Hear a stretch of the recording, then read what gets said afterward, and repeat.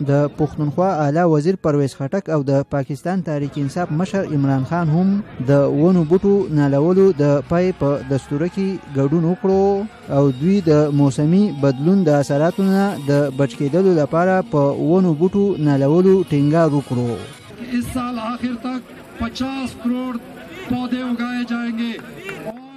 د دې کال تر پای پورې به 50 کروڑه ونې بوټي نهالولې کېږي او زموږ د حکومت تر ختمېدو پورې به موږ د 1 ارب نه زیاتې ونې بوټي لګوو. ہم کراس کریں گے انشاءاللہ.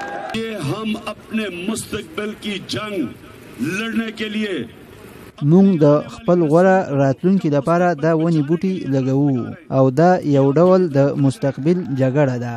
دا ونې بوټي ځکه ضروری دي چې دا اکسیجن ورکوي او کاربن مانو اکساید چې ګرمي پیدا کوي هغه جذب کوي.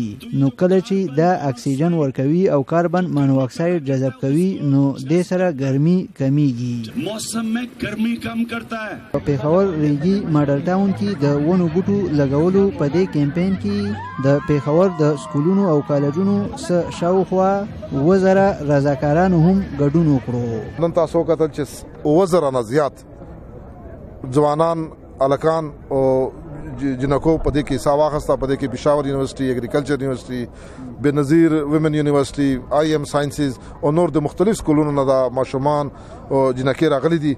1 लाख د موږ ټارګټ او 2 بجې ټایم.